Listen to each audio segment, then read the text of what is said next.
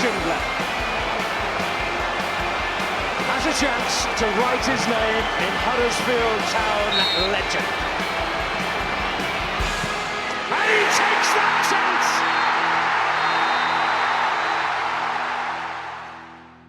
Let Mark Fotheringham experience Rotherham. Welcome to the warm-up episode 85. I'm your host, Brady Frost, and to preview Town's latest match, I'm joined by Tom Bradshaw and David Siddell. Tom, how are you, and where are you this week, more importantly? I'm back home this week, Brady, but I'm in my front room this week. If you actually, no one sees this anymore, do they? So I can describe it to you. I'm in my front room, got a sea painting behind me. I'm wearing a cap, and I've got my Christopher Schindler jumper on. It's very small, but it's like an embroidered little Schindler on me left nipple. I love talking about nipples on this podcast. You do. You've got a problem, mate. And also you point out that when we did little social clips, people will get to see you in your humble abode. So don't worry about that. Yeah. There we go. Good to hear. Dave, welcome back. Are you happy to get another call up to the squad? Because, we treat this like England caps, and it should be respected in the same way. Yeah, I'm very, very happy to be called back. So looking forward to my caps in the post. Absolutely, we'll deliver it. We like to wear caps on this pod. I'm not wearing one today, but Tom is. So I've got my Minnesota Twins baseball cap on. So. Respect, nice. Indeed. Oh, just like sports, 30 days. Bloody hell. Yeah. Sporty man over here. Okay, so let's get it started then. Let's talk a little bit about Mark Fotheringham's Terriers. So 4 points in 3 games. 2-0 win against Hull on Sunday, which I was at. Still 23rd in the table, but they are now 2 points off safety. It's still early in the season, but, hopefully picking up now. Town's opponents, Rotherham, they are 17th in the table, and they're actually only 4 points ahead of Huddersfield. So again, early days, points maybe not so important now, but not as far off as I initially thought when I looked at the table anyway. But Rotherham have a new boss, Matt Taylor. He's actually yet to win with the Millers. Again, caveat is it's only been 2 games. But the South Yorkshire side are actually winless in 4 matches, which interested me. So, Tom, obviously the new boss got his win on Sunday. Do you think this is a good game for Huddersfield to build some momentum? I think it's a big game, Brady. I know you're saying it's only 4 points, but it would just ease it a little bit, wouldn't it? There's a strong chance we win on Saturday, and you might jump out of those relegation spots for the first time this season potentially, which would be quite nice, wouldn't it?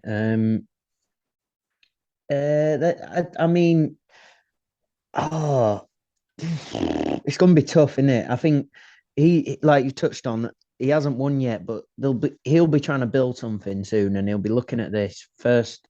Well, not first. Is it the first home game for him? Or it might be his second, but it's kind of a one that surely he's looking at, thinking, right, they've struggled a bit. I know, mate. I've just had that was one of the worst sentences I've ever done ever. I'm really sorry, everyone listening. But basically, it's a big game. I think I'm looking at it like we need to not lose it at least. I think. Yeah, I think it is quite a good big game, like you say. Like I think both managers who are new in their posts will look at this as one to target. Dave, obviously, last time we had you on, we didn't have Mark Fotheringham in charge. What have you made to his start, and how he kind of comes across in the interviews? He comes across pretty well. He seems very strict, very disciplinarian approach, I think.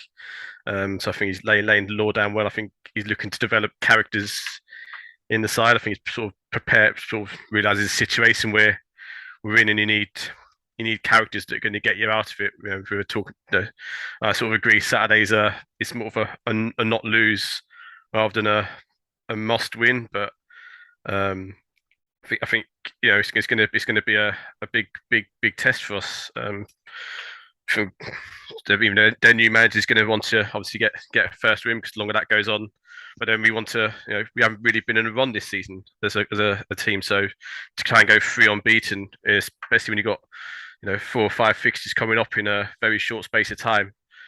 It's sort of important we don't sort of get into the habit of sort of losing. We want to sort of make sure we don't lose games. So if we're not winning, at least pick up a point and just get into that sort of build up that resilience. I think we just put us in good stead last season early doors. So I think winning's a habit as much as losing is a habit. So it's about making sure we do those right things on the pitch consistently. Mm. And have you been impressed with him so far? I know we've got a small sample size. Yeah, I think. I think I wasn't at the Reading game, but I think less said about that, the better. But going to Luton and getting a point, I think is a great result, especially to go 3-2 down on the stroke half time. So there's a lot of character and fire within that.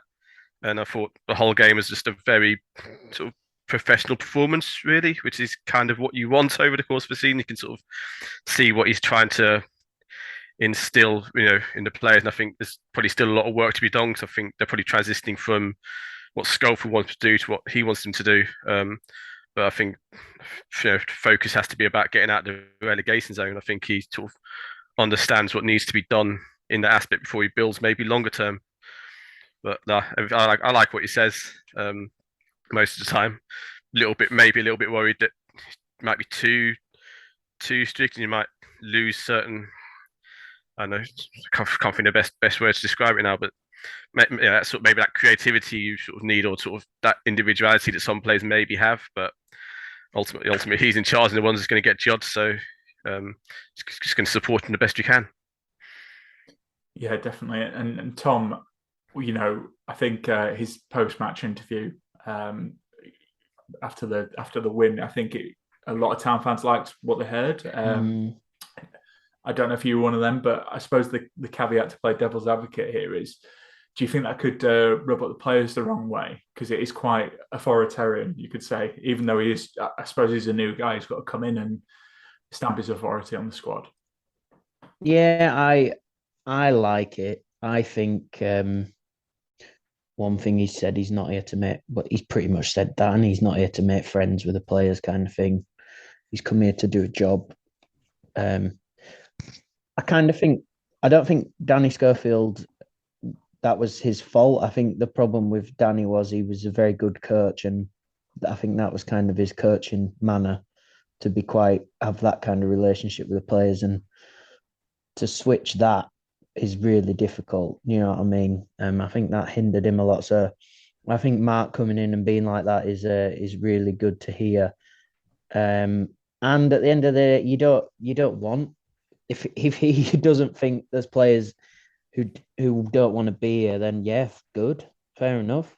Don't have them in and around the squad and stuff. And there's a few rumours flying around, isn't there, about who those players might be that he's questioning. And we might see in a couple of weeks, potentially, really see who he doesn't think's up for the fight. So I like it though, Brady. Yeah, and I also like that he's blooding some of these young lads.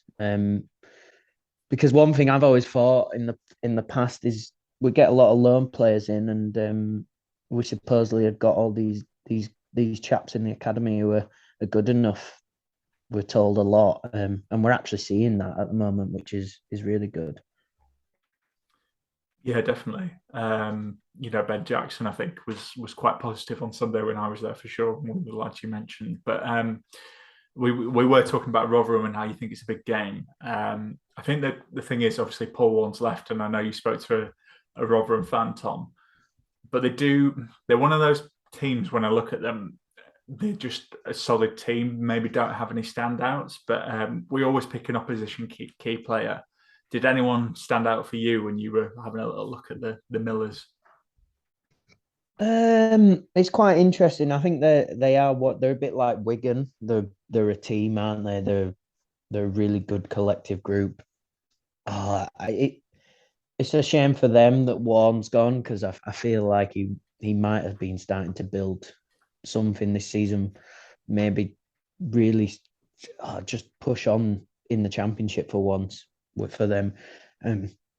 It's a lot to ask for Taylor, because it's one of it's so strange, isn't it? Rotherham are basically the Norwich of League One and the Championship. They just go down to League One and they just know it really well, know how to get out of it. And you can see why Derby went for Paul Warne as well in that sense. But there's a couple of lads. I mean, I quite like that Daniel Balaza, the lad in the middle, who I think they got from Newcastle. He played a lot of games for them last season. He was just quite pivotal in just being a solid player for him last year. He's only 25. He's got a goal and 4 assists so far this season, which is a pretty decent return, given that he's mainly seen his trade in League One with Rotherham. So they've got some, but they've always seemed to have some tidy little players. Rotherham, I think they're quite sensible with who they bring in and stuff. And they're a bit like us in a sense that I think they bring in players to hopefully then make money off, aren't they? So, yeah. There you go, Brady. Thank you, Tom. Dave, who did you single out from Rotherham's side? Well, I had Bar Laser as well. I'll have to go to my other options. Well, I had 2 which they got. Sorry, Siddell. It's okay. I did my research anyway there, so in preparation. But I had a couple of players. I got striker who's called Ogbeni, who's got 5 goals so far this season.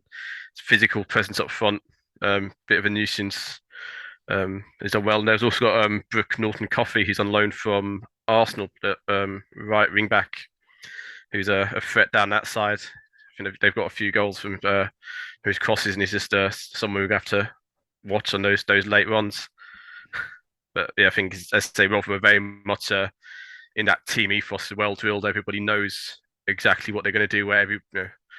It's really interesting with a new manager how if he's just going to try and stick with that formula, or is he going to try and change philosophy a bit, and put his own influence on that team.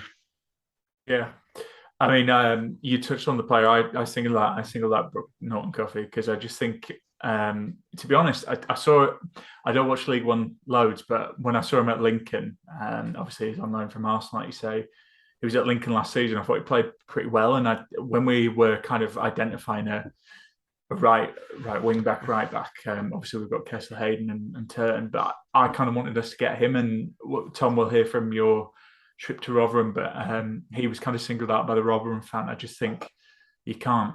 Well, I hate to be the cliche, but like fullbacks are so important in the modern game, and he's someone I think could have really worked for us. So I think particularly if he's going to be attacking our left side, where Jackson, although I think has come in and done well, Nakayama, I think you could maybe get us there. So I think we could be seeing him a lot on Saturday. But speaking of Rotherham, Tom, you were in Rotherham last week. You stayed there. You did a little scouting report for us, didn't you? I did. I spent a week in Rotherham just to get a feel of the place, just really just get a sense of what's gonna be like for the players. Maybe look up some stats of what the weather's going to be like as well. I think that plays a massive part in football. So I've got a weather report that I'm sending over to Fozzie for Saturday because he's really keen on that side of things as well. But yeah, I went over and I caught up with Matt from the New York Talk podcast. Unfortunately, I didn't go to New York. We've lost to a pub side. We've literally lost to a pub side. How do you think you'll fare this season, and what are your expectations? I think it's fair to say that the prediction for everybody pre-season for Rotherham was hopefully please stay up. Hope this is the year that we sort of finally break that duck of going down again. Good start, really, really good start up until when Paul Warne left. I think most Rotherham fans were sort of thinking, right, this is it. We've got the players in and around, they're performing. Defence looks good, midfield looks good, attack looks good, so on and so on. Since then, we've lost 2, drawn 1 since he's left, and drew the last one before Paul Warne left. So there's certainly the positivity when the club has dropped. But I think for the most part, there still is that belief in certainly the fans that we can stay up. We've got some great players that just need to find their form again after a little bit of drop, which is going to happen. It's a 46-game season, obviously, so you're going to have good spells, bad spells, whatnot. We just dropped into maybe a little bit of a bad spell, so that's sucked out the positivity at the time at the moment. Paul Warner's been such a massive part of recent success. Can Matt Taylor live up to and replicate that success? Paul Warner leaving was a shock to the system. Obviously linked with the Huddersfield job very, very briefly. Ended up dropping down to League One to go to Derby. Huge blow because he signed all these players. Even in 6 years, it was essentially his team, in not only players in terms of backroom staff and everything else, which he took with us. Hurt the fans a lot. All that positivity from the start disappeared as soon as he left, and we still haven't quite gained that back yet. Matt Taylor is probably a really good replacement. I think him and Mark Bonner were the two favourites. Matt Taylor eventually took the job after a bit of speculation from Mark Bonner, but he talks well. That's all we can sort of say. He's only managed 2 games, and there was basically no train time before those games. This game against Huddersfield is the first. He's had full weeks with the training with the reserve game in the middle. So I think this is the game we potentially start to see his ideas come in fuller. With a bit more idea. One thing that has sort of shone to start with is we're playing less direct, less balls in the box. From free kicks in areas on the Paul one, they will go straight in the box. So far in these 2 games with Matt Taylor, it's been not quite the opposite. But we aren't putting the ball in the box as much. So that's one real change that we've seen. I don't see why he can't be successful. He's saying the right things so far. Well, only time will tell. If we go and don't win the next 5 games, then obviously questions will start to come in again. Which Rotherham players excite you the most for the season ahead? If we had to pick out a player who's exciting this season, there's only one really this season so far. Well, harsh on the rest of the team. Brooke Norton-Cuffy. We have him on loan from Arsenal, right wing back, 18-year-old kid. And honestly, if he could go to the very top, he is genuinely something special. He is lightning quick. Going forward, he can take on a man. He has this way of coming out of the ball, what feels like all the time. He wins those 70-30s that aren't in his favour. He just wins the ball and comes out with it when it just doesn't look like he should. So from a defensive point of view, he's really, really good. Like he says, he's only 18, so he isn't perfect. His crossing is not very good, and there's a couple of other bits that he needs to work on. But the basics of him being an excellent player are already there. We're already worried he's going to get recalled in January by Arsenal and sent somewhere further up the table. So we've got to maybe enjoy him while it lasts. But that threat down that right-hand side from him, assuming he plays, which I think he will, is going to be definitely something to look out for. And what's your prediction for Saturday? Prediction Saturday, I've got to go positive. Matt Taylor had a full week to get his ideas and get some full training into the bodies. I hope that's going to pay off. I will go for 2-0 to Rotherham. Our home record has been pretty good, other than against Wigan. So I expect us to continue that. And yeah, I'll go 2-0 to the Millers. And there we go. It was a lovely, lovely chat. Yeah, you didn't go to New York, but Rotherham is also famous for its concrete jungles, isn't it? Yeah. Do you know what? It was the first time, because whenever I've been to Rotherham, it's normally been dark. I don't know. We normally seem to play them on a night game, so I've never really. But this was the first time I actually went past the stadium, and I never knew the old stadium was so close, and it's basically all still there as well, which is mad. Like most of the stands are still up and stuff. Yeah. Yeah, I don't know. No, what were you going to say? Were you going to say something? I know. Do you know what? Alan Lee scored a very good goal there for them. I think it was the one where he'd gone promoted. Well, there you go. He's a legend, for Rotherham. Yeah, I've only ever been to Rotherham. I've not actually been to any town away games, but I did go see England women there. And to be fair, they were always hosting, like when there was the Women Euros this summer, they were hosting some games. So they're quite on it with that, which is good. But yeah, it's quite a nice stadium. So I think, I rate it. I do rate it as a nice little stadium. So I like the steepness of it. You've got a good view everywhere. This is what the listeners come for. But I tell you what, speaking of things the listeners came for, I did a little poll because, I know we're the preview pod, but I thought it was worth mentioning because we saw we saw someone who a familiar face over the internet yesterday. It was a former manager of ours, Carlos Corberan, and I was kind of chatting about it in one of our group chats where basically we all have a moan about football, and it kind of prompted me to talk about now that time has passed about Carlos Corberan leaving town. So we did a poll on our Twitter account, and the winner. So basically, the question was, how do you feel about Carlos Corberan leaving Huddersfield? And the winner with 44% was a bad exit, but still like him. But the next one was 30%, which was hate him for how he left. And we got quite a few comments about it. Tom, I know we kind of did a special episode after he'd left, and I was kind of like, I could see from his position, financially hadn't been, you could say maybe hadn't been supported. And then we saw after he left Schofield, we paid, the rumour is we paid over $1 million for Helic. We brought in more players. I suppose I was going to ask you really, and I'll come to you, Dave, as well. But there has been a bit of time now. Have you changed your feelings on that and how you feel about him leaving? I don't really respect him. Basically, I mean, I'm not going to applaud him if he ever came back. Basically, the thing that annoys me is he just left us with so little time to then prepare. And I know that the thing was Schofield was supposed to come in and almost carry it on, but in reality, you didn't just lose Carlos, you lost who was the other George, the other coach.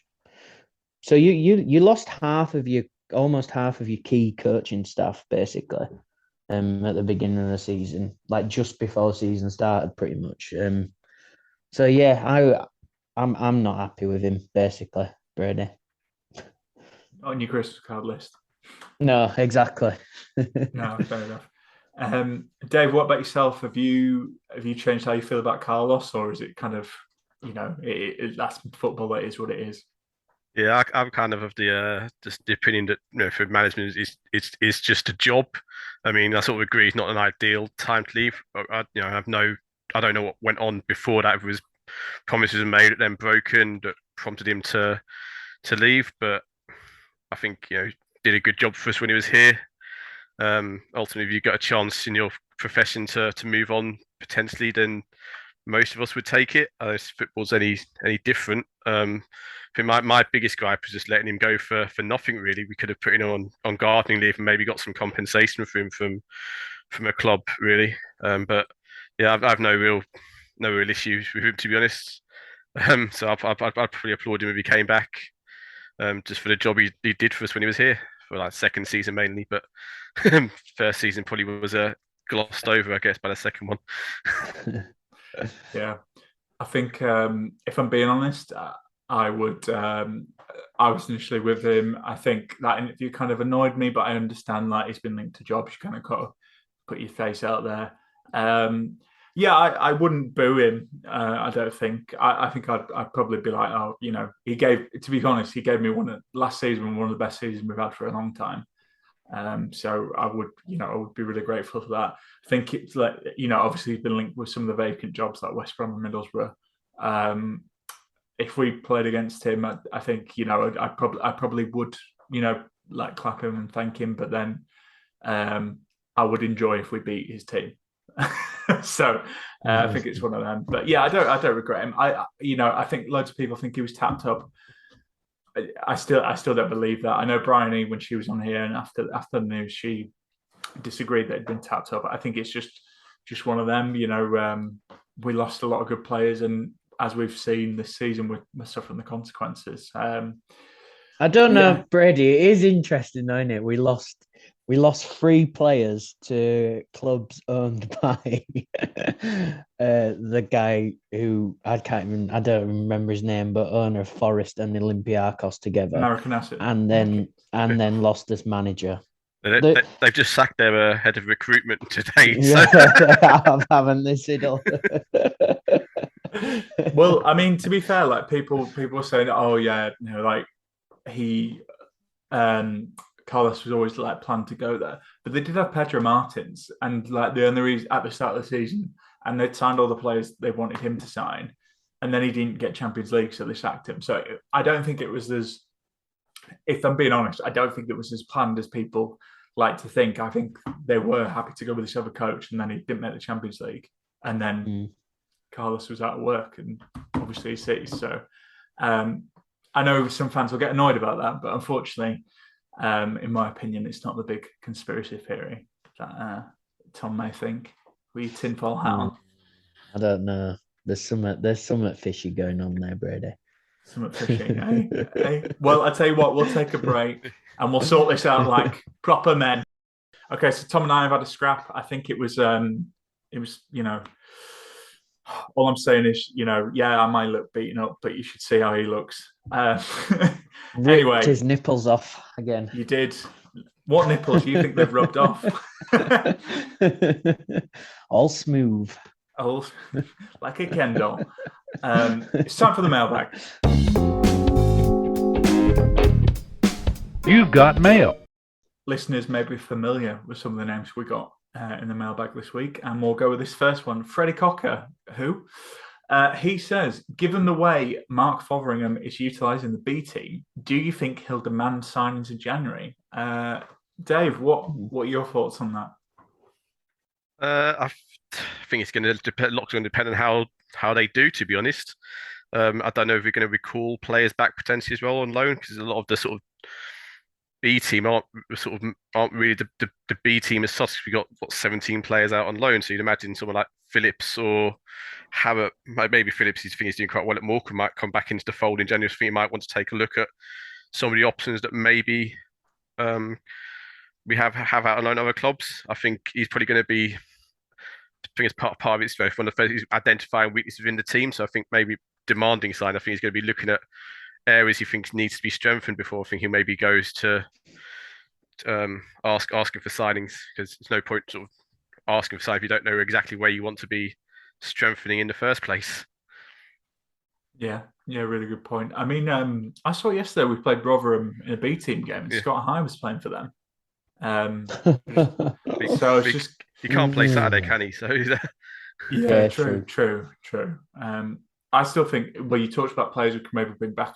I would bring Scott High back, to be honest. I think we're a little light in midfield still, particularly if Kasumu is going to get cards and you know, like has his injury concerns. But yeah, Tom, what do you think? Do you think he'll want any signings in January, or do you kind of agree with what Dave says? He might have a couple of names on his list, like Wagner did. Do you know what I mean? A couple of lads from Germany that he knows of that he might think, oh, I wonder if we can get them over for a pretty decent little wedge. Do you know what I mean? Because you look at some of those signings. I mean, we spent money that first Wagner season, but some of them were very, very good signings for the amount of money we paid for certain players. So yeah, you never know, do you? But he obviously likes some of the young lads as well, so he might just utilise them. But I think every manager has someone, don't they? They have some people on their list that they think, yeah, I'd like to see if we can at least try to get them. And it depends how we're doing, doesn't it, at the time as well. So, I mean, if we're cut adrift, they're gonna bother giving him any money, or like if somehow we've clawed us way up that table and maybe got a chance with getting into the playoffs, then yeah, you never know, Brady. I know you're laughing at that, but I haven't looked at the table because you never do when you're near the bottom, really, do you? But you're not that far off things. Town go on a little run. You never know. Yeah. No, I was laughing because I enjoy your positivity. I mean, we are, how many points are we off the playoffs? 10. So, yeah. You know, strange things have happened. I think with the to answer Freddie's question, I think you guys touched on it there. Like, it depends how we're doing. I also think, you know, we keep talking about it, but the break, that's going to be strange. There's a lot of games to play between now and the World Cup, but also have 4 weeks to work with the squad. So I think, you know, that will be quite telling, and maybe how we how we come back in the first couple of games. But I won't be surprised if he wants to add to it. I think there's some areas where I was chatting to Matt today, and I know Tyrese Simpson's expected to come back, I think after the World Cup. But if we are going to play, we've been playing Rhodes and Ward, two up top. I think one of them is unfortunately going to not be able to play 90 minutes every week. I know Charles Ondo played Sunday, but maybe that's another area, even if Simpson comes back, that we look at. I think midfield, we've talked about it, Tom, come on. I know we've got options, but Russell's out of form, which I don't think people were expecting. Kamara's burst on the scene, which has been good.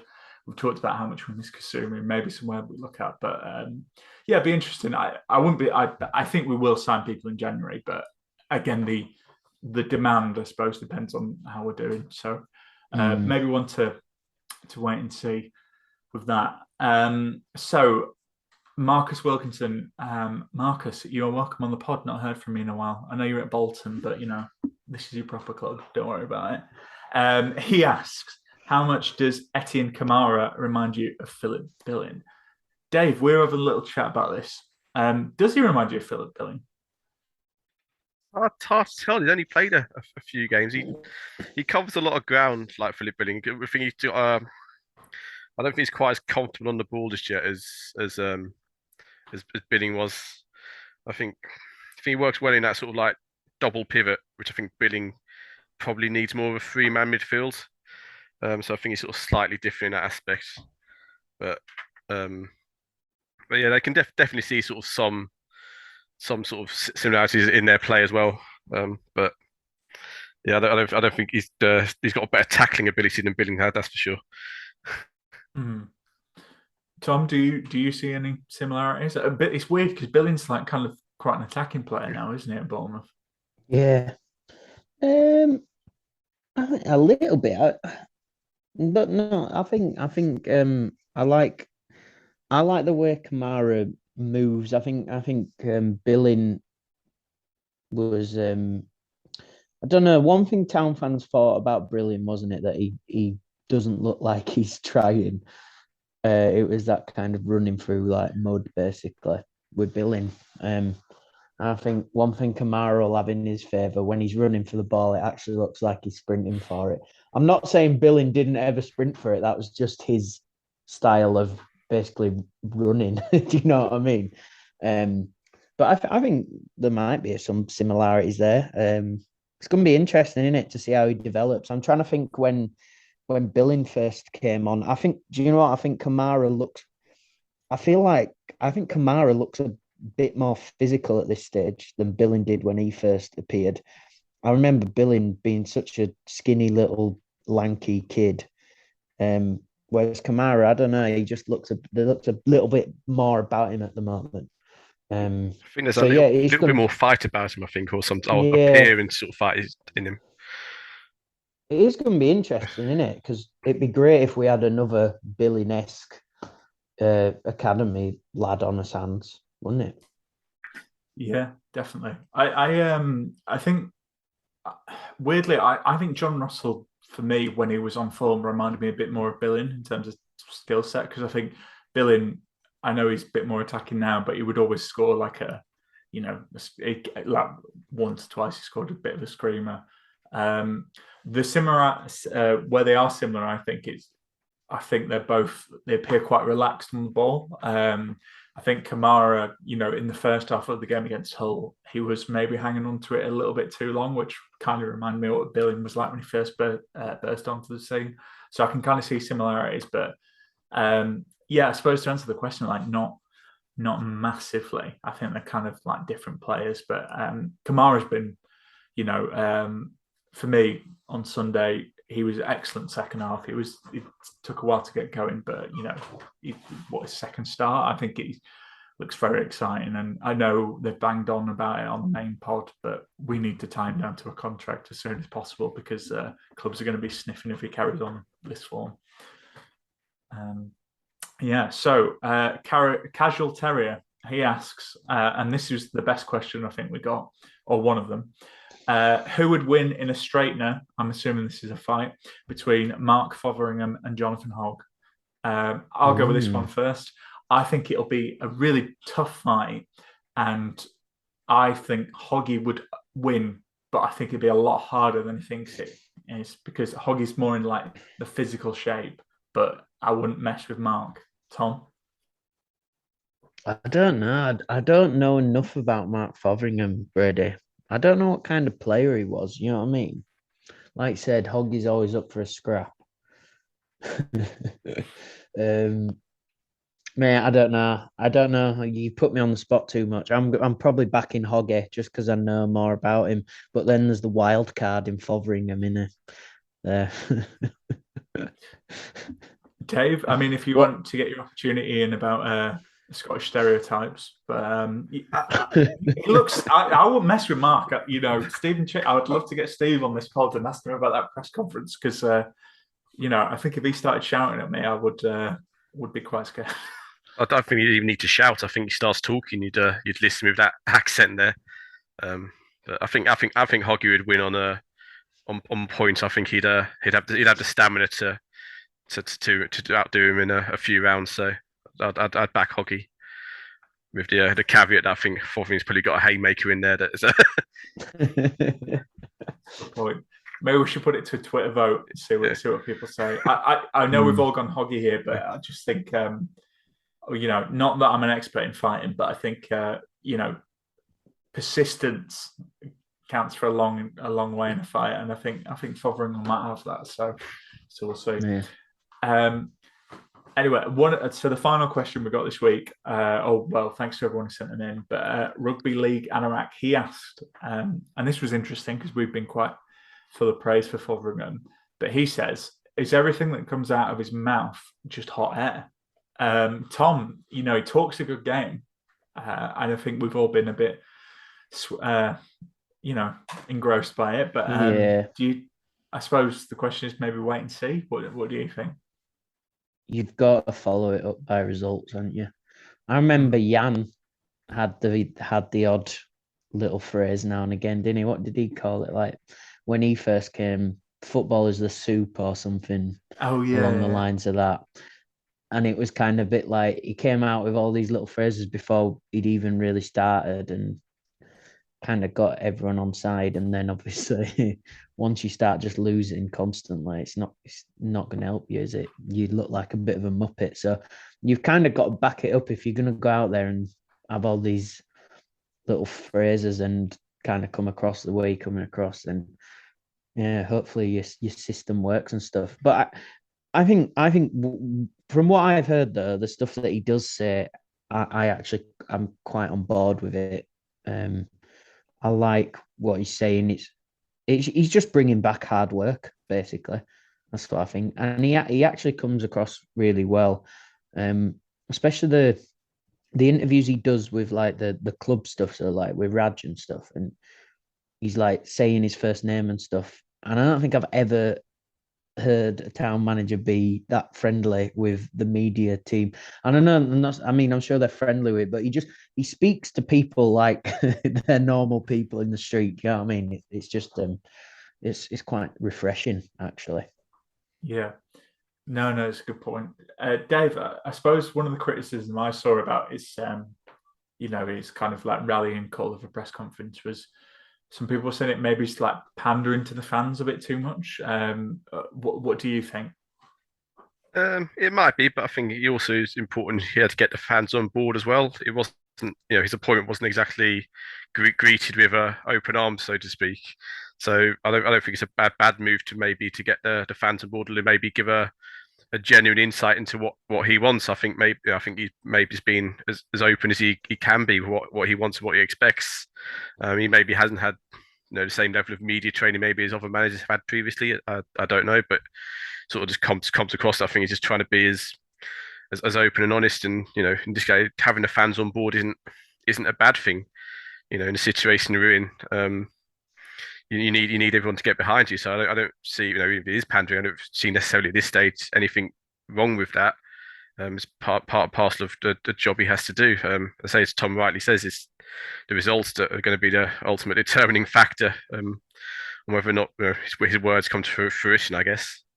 But think the only few sort of notice he used a lot of like I in his press conferences rather than we maybe. So I don't know how that comes across with working with maybe the coaching staff already in place. If he's going to look to bring in like one of his own people or something like that for that sort of as an assistant, but it's still early days. So I think he's just sort of getting used to the ropes a bit.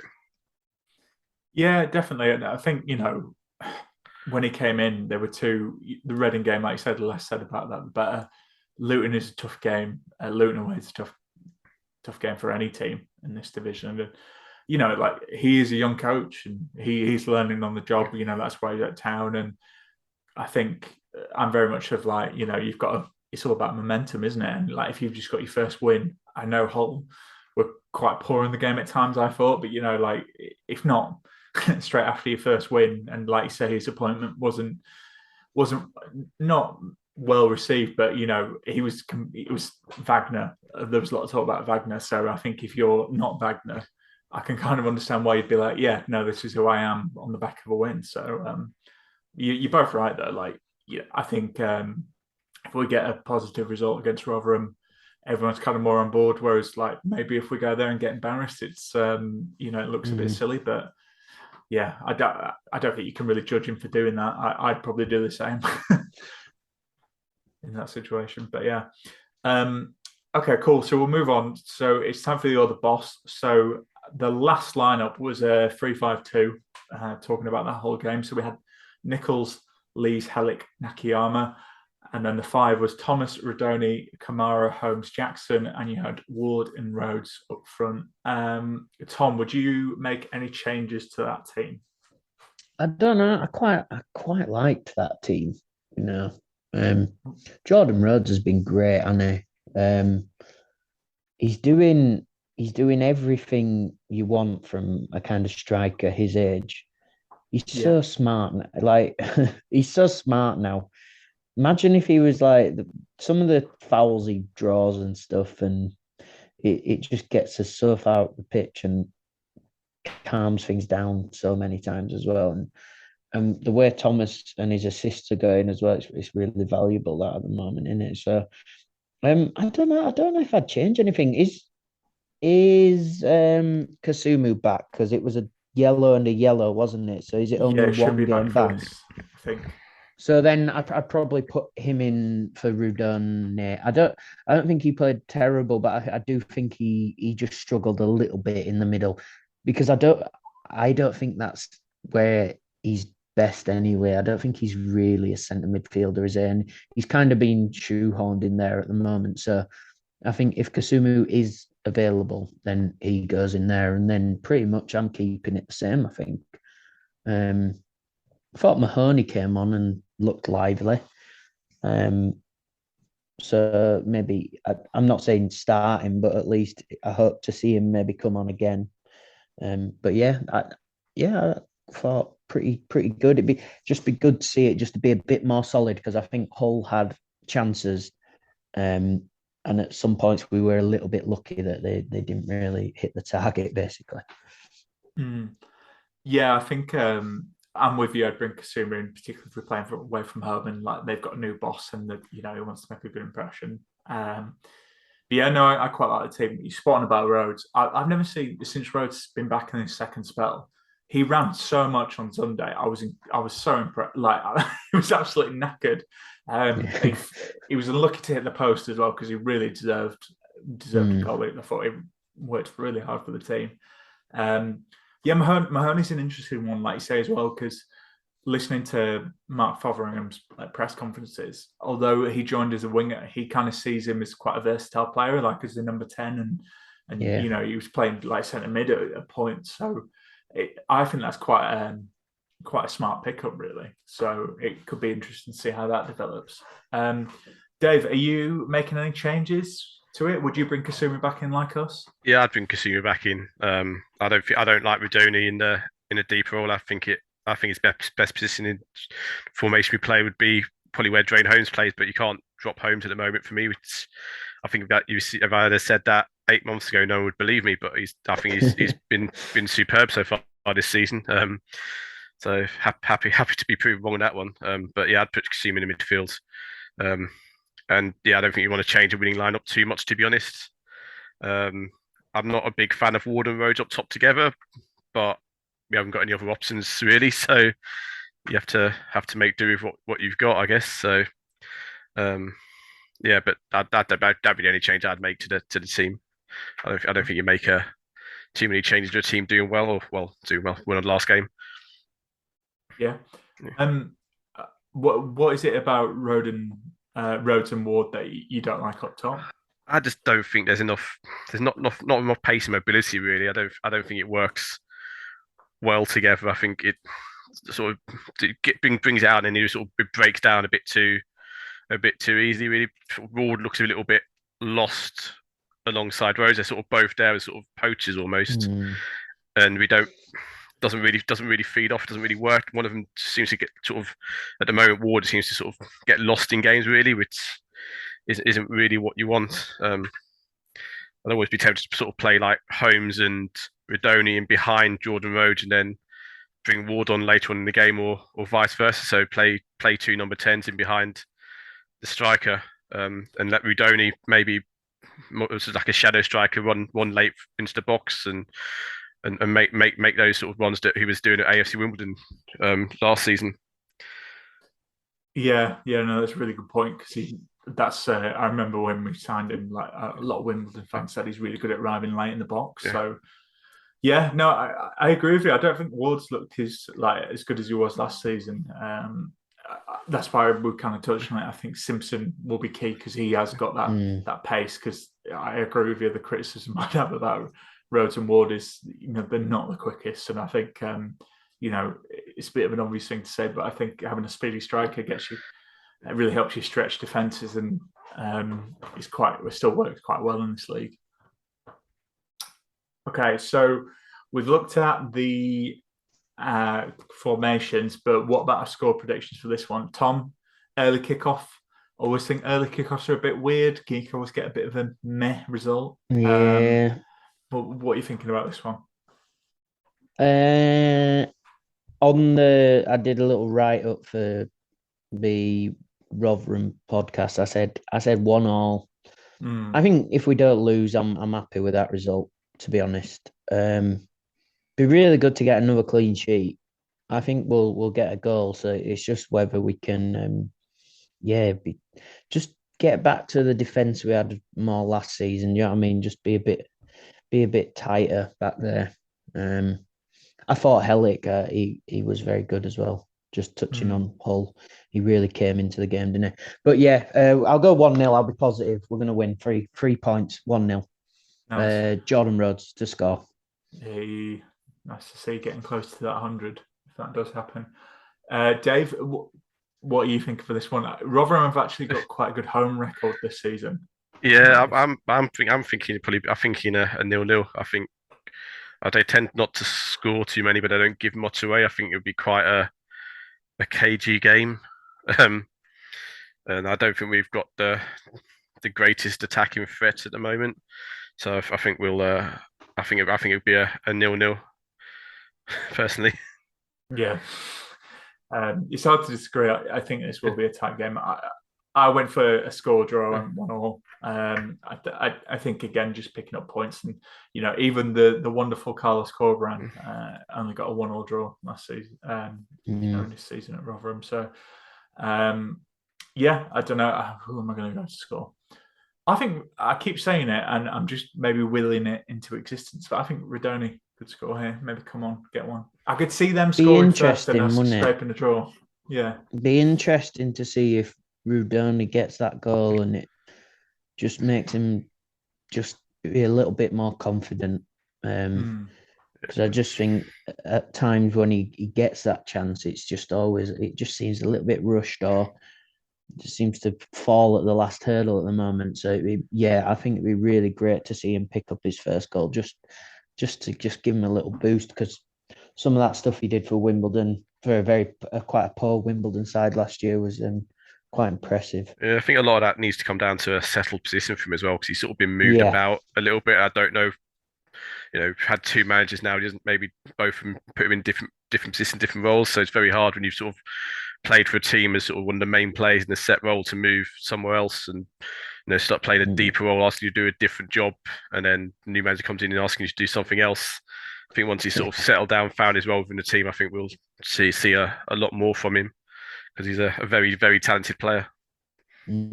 Yeah, no, I agree. To be honest, I think you're spot on, Dave. I think, to be honest, I kind of see him as that number 10, but Holmes has been playing really well. So it's kind of hard to, be harsh on Holmes to drop him. And I think Holmes brings, I've talked about this before and people have been like, ugh. But I think I'm not comparing Holmes to Lewis O'Brien, but I think in this one specific trait of ball carrying, I think Holmes is our best in terms of breaking the lines. So yeah, be interesting. But I tell you what else is interesting, Tom. The amazing adventures of the Amazing Elbow. I think the fans can probably see I was trying my best, working hard. The Amazing Elbow. As a centre forward, the last thing you want is a goal drought starting off at a club. Started on my own up front, and the really good centre forwards like Jordan were rested. Yeah, it is pretty interesting actually, Brady. We got votes in. We got votes in. there's at least double 20 figures. People interested. But look, it's a good laugh at the end of the podcast. So we had the epic Wagner's Barmy Army interrupted by dizzy penalties. I actually think this is one of my favourite little illustrations so far. I don't know what it is about. I particularly enjoyed it. Yeah, I don't know what it is about the way I've drawn the Amazing Elbow. He just looks really funny. So Alan Lee the Amazing Elbow grabs the microphone. See, in the middle of this big ruckus between the David Wagner Barmy Army and the Dinner Ladies, the Amazing Elbow grabs the microphone from Rambo and screams down it, ... And the voters decided that he screams, "Single man, reveal yourself." What could that mean? So he screams that down the microphone. And this pauses the ongoing conflict between the Wagner Army and the Dinner Ladies. And in the distance from the cowshed appears ... Brady, do you want to share your choice first, mate? Yeah, so in the cowshed appears a man that's dear to everyone at Huddersfield. It's fresh from his tour, a man who's well revered on this pod. It's Neil Warnock, and he's on his bike like he's been on in his Twitter videos. He's like, "I'm in bike getting healthy." So it's Neil Warnock on his bike. All right, that's good. Siddell, do you want to go next, mate? Yeah, I've got an angry and dizzy Stephen Chicken who's been preparing to get revenge for his dizzy penalty attempt from last season. He's been waiting for the opportunity. Wow, Chicken's if Chicken wins again, he's gonna start to be in it more than the Amazing Elbow. It'd be quite good. That maybe he'll become his sidekick or something. That's good. I haven't even written one down. And in the distance, from the cowshed is I'm just going to go off the back of Matt's thing, Mark Fotheringham with a Scottish flag, basically. There you go. There's mine. Well, Tom, when he was in charge, he had to step in when Felix Magath was ill. So German reporter compared him to Braveheart. I know. Well, he doesn't know where I live yet, so I should be okay, I think. Well, that's all right. But if if you hear tonight, just listen outside, like whispering in my ear, "Listen here, lad. I don't want to hear you bad mouthing me on that podcast." And with that, we have ruined any chance of Mark ever being on this podcast. No. I'm sure he'd want to come on and preview his own games where we. But okay, cool. So our three options are in the cowshed. We either have Neil Warnock on his bike, My favourite description of this from Dave: an angry and dizzy Stephen Chicken. I can just picture that now. And or it's Mark Fotheringham with a Scottish flag. So we'll put those to the vote. You will vote in your hundreds of thousands, and what will be the answer? We will have to wait and see. But I think that's it. Tom, anything you want to add before we say goodbye to the listeners? Enjoying Rotherham. I'm good. I can't go. I really like going to Rotherham away, but enjoy it, everyone. I enjoy that away end. Some good memories there, isn't there? Especially the Valentine's Day visit a few years ago. That was quite memorable. So yeah, that's all. Enjoy it on Saturday. Go on Saturday, Dave. Anything you want to leave our listeners with? No pearls of wisdom this time. Okay, that's fine. You hate our listeners, it's fine. I tell you who doesn't hate our listeners though. Magic Rock Brewing. They love us all. Look at that, smooth as you like, liquid like the beer. He's on a roll here. Keep it going. I tell you what, if you want to savour something good, you can get 10% off any orders you do online on their website with the code AHTTC10. So use it, get 10% off your orders, and thank us later. Or I'm in Magic Rock pretty much after every home game. You can come and say, Brady, I just want to personally thank you for reminding me of the code AHTTC10. By buying you a pint. Yeah, by buying me a pint and just telling me how much you love this podcast. But that'll be it. Thanks to Tom and Dave for coming on. Thanks to you all for listening. And we will be back next time. Ta-ta for now, and up the town. Up the town. So town player, bring the car back to Huddersfield.